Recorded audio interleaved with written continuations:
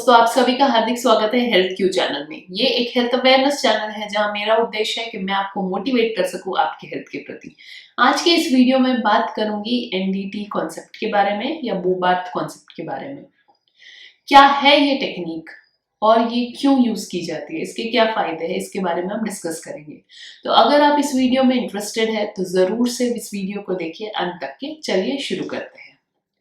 दोस्तों, अगर आपके बच्चे को सेरेब्रल पाल्सी की दिक्कत है या आप बड़े हो और आपको स्ट्रोक हुआ है या पार्किंसंस डिजीज हुआ है या किसी भी तरीके का न्यूरोमस्कुलर डिसऑर्डर है, आपने आपके फिजियोथेरेपिस्ट से ये जरूर सुना होगा कि हम लोग एनडीटी टेक्निक का यूज करते हैं। तो क्या है ये टेक्निक, क्यों इसे यूज की जाती है, क्यों बेहतर मानी जाती है, इसके बारे में आज बात करते हैं।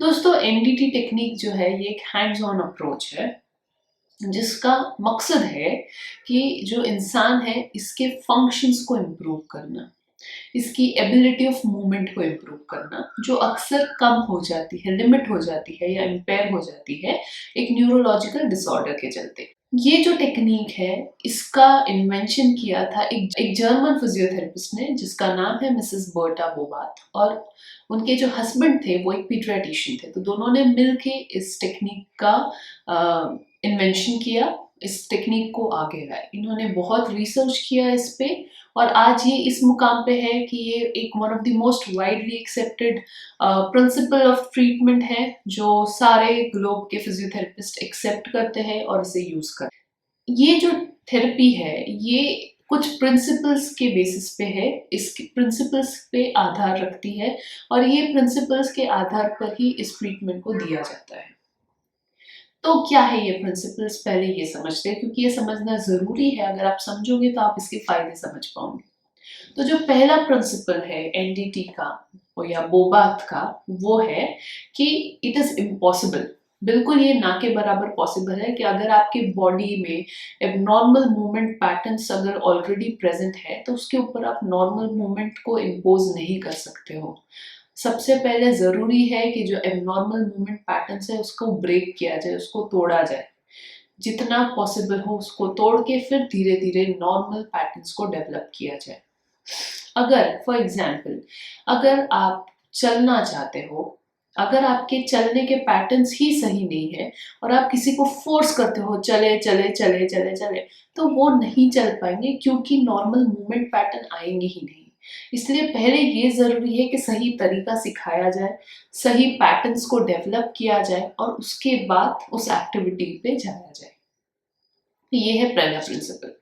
दूसरा जो प्रिंसिपल है वो ये कहता है कि सेंसरी और मोटर सीक्वेंसिंग बहुत ज्यादा इंपॉर्टेंट है। अकॉर्डिंग टू दिस कॉन्सेप्ट हम लोग कोई मूवमेंट सीखते नहीं है, लेकिन हम लोग ये जरूर सीखते हैं कि एक मूवमेंट जो हो रही है वो कैसी फील होती है हमें। हम लोग उसका सेंसेशन सीखते हैं कि अगर मैं हाथ ऐसे उठा रही हूँ तो how does this lifting feels like. To me it feels flawless, मुझे कोई दिक्कत नहीं हो रही है। मुझे पता चलता है कि मैं पहले इसको उठा के फिर इसको आगे की तरफ लेके जा रही हूँ।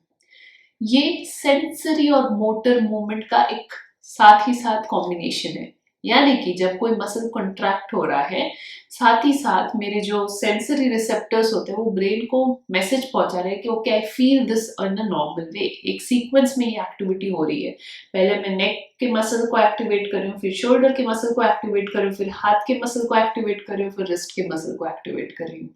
और ये सीखना जरूरी है।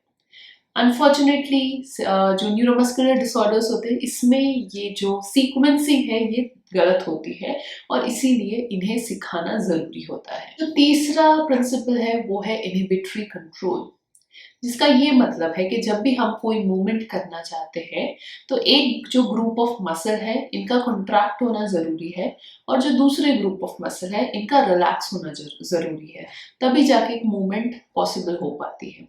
लेकिन जब हमें कोई न्यूरोमस्कुलर डिसऑर्डर होता है तो ये करने की क्षमता कम हो जाती है, यानी आप कोई मूवमेंट करने जाते हो तो दोनों ग्रुप के जो मसल वो साथ में कॉन्ट्रैक्ट होना शुरू हो जाते हैं और इसीलिए एक ग्रुप को इनहिबिट करना या उसको रिलैक्स करना जरूरी होता है, ये सिखाना जरूरी होता है।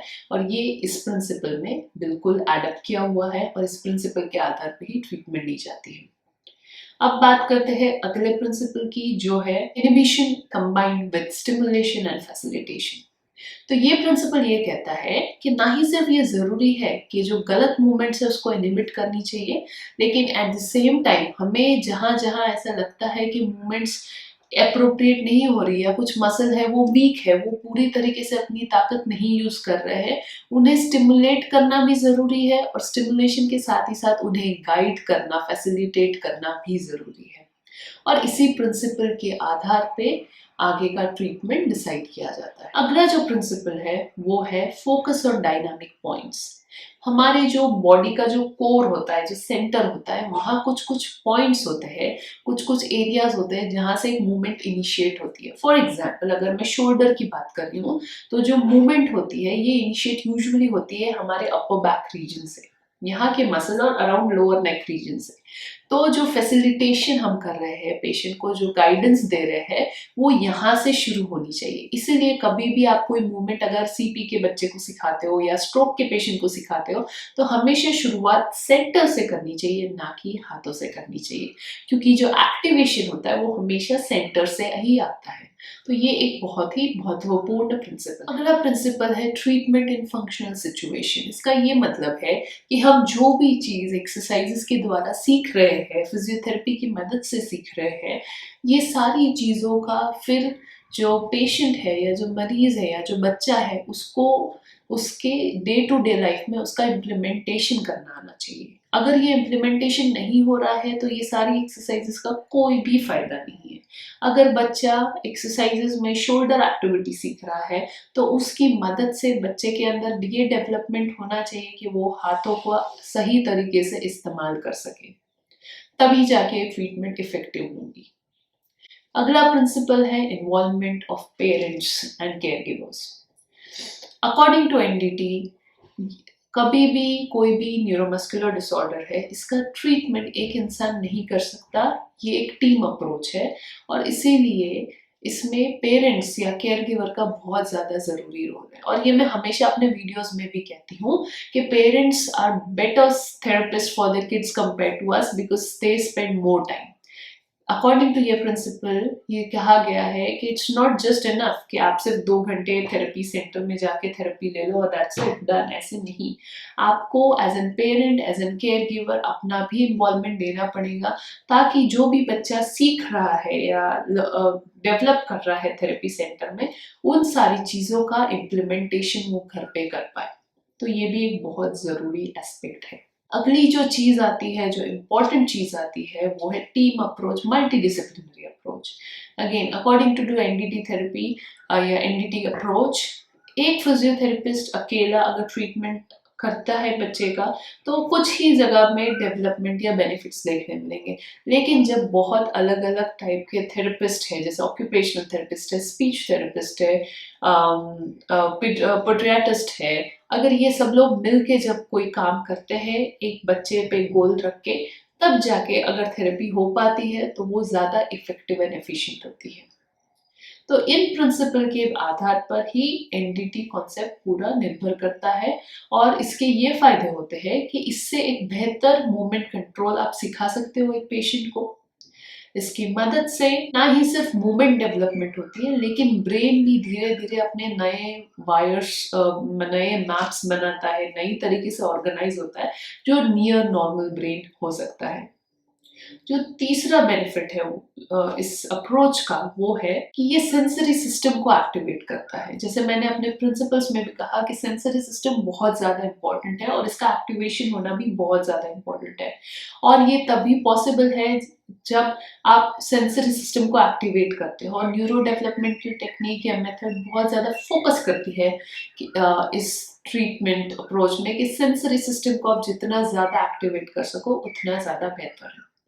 और last but not the least benefit of this therapy technique, ये एक बच्चे की या इंसान की ओवरऑल डेवलपमेंट में मदद करता है। इससे ना ही सिर्फ मूवमेंट कंट्रोल अच्छा होता है, इंसान का कॉन्फिडेंस बढ़ता है, उसकी परसेप्चुअल एबिलिटी बढ़ती है, उसका थिंकिंग एबिलिटी बढ़ती है और ये एक इंसान को as an whole human being की तरह देख के फिर ट्रीटमेंट करने में अप्रोच करता है। अब ये तो थे principles of benefit of NDT method के। अब आप पूछोगे कि एनडीटी एक्सरसाइज होती क्या है। तो इसी के लिए मैं कुछ फैक्ट्स बताऊंगी। दोस्तों, एनडीटी टेक्निक या बोबार्ट टेक्निक एक्चुअल में टेक्निक है ही नहीं। ये एक प्रिंसिपल है, एक अप्रोच है, एक गाइडलाइन है। इन गाइडलाइंस को ध्यान में रखते हुए थेरेपिस्ट का काम होता है कि वो अपनी एक्सरसाइजेस डिसाइड करे। ये उन गाइड्स की तरह है या ऐसे फ्रेमवर्क की तरह है जो एक फिजियोथेरेपिस्ट को मदद करता है अपने हर एक बच्चे या अपने पेशेंट को ध्यान में रखते हुए उसे किस डायरेक्शन में लेके जाना। तो इसलिए एनडीटी की प्रॉपर आप ऐसे एक्सरसाइज नहीं बोल सकते कि आप एनडीटी की लेग इम्प्रूव करने की एक्सरसाइज मुझे बताओ, ऐसे नहीं होता। ये एक अप्रोच है, एक मेथड है। दूसरा जो फैक्ट है इस प्रिंसिपल या अप्रोच के बारे में वो ये है कि ये न्यूरो डिसेबिलिटी में बहुत ज्यादा पॉसिबिलिटी है से बिलीव करता है, ये न्यूरोप्लास्टिसिटी में बिलीव करता है। जिसका ये मतलब है कि अगर आप ये सोचते हो कि मुझे पैरालिसिस हुआ है या सीपी के बच्चे में आपको ये लगता है कि सिर्फ 5 साल ही ट्रीटमेंट है उसके बाद नहीं कुछ कर सकते, जी नहीं, ऐसा नहीं है। आप जितने दिन जिंदा हो उतने दिन आपके बॉडी के अंदर, आपके ब्रेन के अंदर क्षमता है कि वो हर एक दिन इम्प्रूव हो सकता है। और ये बहुत ही बड़ा फैक्ट प्रूव किया है एनडीटी टेक्निक ने या एनडीटी मेथड ने। एनडीटी मेथड का जो तीसरा इंपॉर्टेंट फैक्ट है, एनडीटी मेथड हमेशा फंक्शनल स्किल डेवलपमेंट पे फोकस करता है। मतलब कि आपकी ability to live normal life या नियर नॉर्मल लाइफ पे फोकस करता है। अगर आप नियर नॉर्मल लाइफ को ठीक से अचीव कर सकते हो, आपकी थेरेपी सही जा रही है। और last but not the least fact, NDT एक मल्टी डिसिप्लिनरी अप्रोच है। ये एक इंसान का काम नहीं है। जी हाँ, एक इंसान एक एरिया में आपको हेल्प कर सकता है। इसलिए अगर आप ये सोचते हो कि फिजियोथेरेपी ही सिर्फ सॉल्यूशन है, कई बार ये जरूरी नहीं है। आपको ऑक्यूपेशनल थेरेपिस्ट की मदद लेनी पड़ सकती है, आपको स्पीच थेरेपिस्ट की मदद लेनी पड़ सकती है, आपको कभी ऑर्थोपेडिक सर्जन की मदद लेनी पड़ सकती है। ये सारा कुछ डिपेंड करता है कि आपके बच्चे या आपके पेशेंट की क्या सिचुएशन है। तो ये सारे वीडियो का सार ये है कि सबसे पहले मैंने ये दिक्कत देखी है पेरेंट्स में कि उन्हें समझ में ही नहीं होता, उन्हें पता ही नहीं होता किस डायरेक्शन में जाए, क्या जाए। लेकिन अगर आप कुछ बेसिक फ्रेमवर्क्स को समझते हो तो आपको पता चलेगा कि आपको कहाँ जाना है, किसके पास जाना है, कब जाना है, और अगर आप जा रहे हो तो वो क्यों जा रहे हो और वहां से आपको क्या बेनिफिट मिलेगा। एक फिजियोथेरेपिस्ट आपको एक एस्पेक्ट में मदद कर सकता है, एक ऑक्यूपेशनल थेरेपिस्ट है वो दूसरे एस्पेक्ट में मदद कर सकता है, स्पीच थेरेपिस्ट वो तीसरे एस्पेक्ट में मदद कर सकता है। इसी तरह एक मल्टी डिसिप्लिनरी रोल होता है, एक मल्टी डिसिप्लिनरी ट्रीटमेंट होता है न्यूरोमस्कुलर डिसऑर्डर में।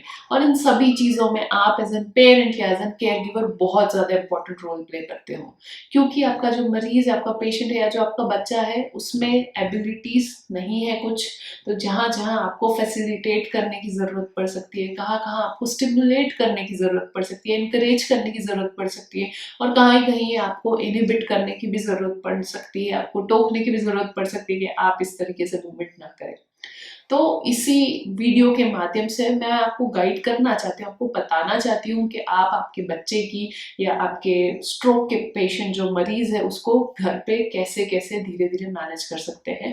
ये स्टेप बाय स्टेप वीडियोस है, मैं धीरे धीरे आगे बढ़ूंगी। एकदम से आपको सारी एक्सरसाइज ऐसे रैंडमली नहीं बता सकती, क्योंकि हर एक इंसान अलग होता है, हर एक इंसान की एक्सरसाइज रिक्वायरमेंट अलग होती है। लेकिन अगर आप इन प्रिंसिपल्स को समझते हो तो आप खुद अपना लॉजिक यूज करके एक्सरसाइजेस डिसाइड कर पाओगे।